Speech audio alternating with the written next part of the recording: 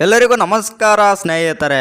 IPL 2024 play off ರೇಸ್ನಿಂದ 3 ತಂಡಗಳಾದರೆ out ಆಗಿದೆ. ಇನ್ನು ಈ ತಂಡಗಳು ಯಾವ್ಯಾವು ಮತ್ತು ನಮ್ಮ RCB ತಂಡಕ್ಕೆ ಚಾನ್ಸ್ ಇದೆಯಾ ಇಲ್ವಂತ ಸಂಪೂರ್ಣ ಮಾಹಿತಿಯನ್ನು ತಿಳ್ಕೊಂಬರೋಣ ಬನ್ನಿ ಸ್ನೇಹಿತರೆ. ಅದಕ್ಕಿಂತ ಮುಂಚೆ ನೀವೇನಾದರೂ ಇನ್ನೂ ನಮ್ಮ ಚಾನಲನ್ನು ಸಬ್ಸ್ಕ್ರೈಬ್ ಮಾಡ್ಕೊಳ್ಳೋದು ಹಾಗೆ ನೋಡ್ತೀರಾ, ಸಬ್ಸ್ಕ್ರೈಬ್ ಮಾಡಿಕೊಂಡು ಬೆಲ್ ಐಕನನ್ನು ಆಲ್ ಇಟ್ಕೊಳ್ಳೋದು ಮರಿಬೇಡಿ. ಇನ್ನು ಇಂಡಿಯನ್ ಪ್ರೀಮಿಯರ್ ಲೀಗ್ನ 17ನೇ ಆವೃತ್ತಿಯು ಮುಕ್ತಾಯದ ಹಂತಕ್ಕೆ ಬಂದು ನಿಂತಿದೆ.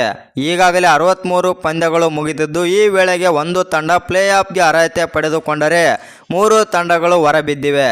ಇನ್ನು ಇಲ್ಲಿ 13 ಪಂದ್ಯಗಳಲ್ಲಿ 9 ಜಯ ಮತ್ತು 3 ಸೋಲುಗಳೊಂದಿಗೆ ಕೋಲ್ಕತಾ ನೈಟ್ ರೈಡರ್ಸ್ ತಂಡವು ಒಟ್ಟು 19 ಅಂಕಗಳನ್ನು ಕಲೆ ಹಾಕಿದೆ. ಈ ಮೂಲಕ ಅಧಿಕೃತವಾಗಿ ಪ್ಲೇ ಆಫ್ಗೆ ಪ್ರವೇಶ ಮಾಡಿದೆ. ಮತ್ತೊಂದೆಡೆ 12 ಪಂದ್ಯಗಳಲ್ಲಿ ಕೇವಲ 4 ಜಯ ಸಾಧಿಸಿ 8 ಸೋಲು ಅನುಭವಿಸಿರುವ ಪಂಜಾಬ್ ಕಿಂಗ್ಸ್ ತಂಡ ಪ್ಲೇ ಆಫ್ ರೇಸ್ನಿಂದ ಹೊರಬಿದ್ದಿದೆ. ಇದಾಗಿಯೂ ಪಂಜಾಬ್ಸ್ ತಂಡಕ್ಕೆ 12 ಪಂದ್ಯಗಳಿದ್ದು ಈ ಮ್ಯಾಚ್ಗಳಲ್ಲಿ ಗೆದ್ದರೂ ಪ್ಲೇ ಆಫ್ಗೆ ಅರ್ಹತೆ ಪಡೆಯುವುದಿಲ್ಲ.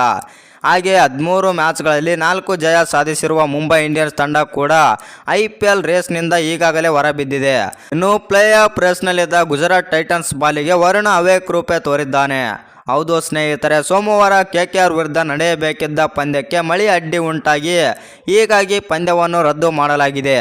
ಪಂದ್ಯದ ರದ್ದಾದ ಕಾರಣ ಉಭಯ ತಂಡಗಳು ತಲಾ 1 ಅಂಕಗಳನ್ನು ಹಂಚಿಕೊಂಡಿದೆ ಮತ್ತು ಇದರೊಂದಿಗೆ 11 ಅಂಕಗಳನ್ನು ಹೊಂದಿರುವ ಗುಜರಾತ್ ಟೈಟನ್ಸ್ ಕೂಡ ಪ್ಲೇ ಆಫ್ ರೇಸ್ನಿಂದ ಹೊರಬಿದ್ದಿದೆ.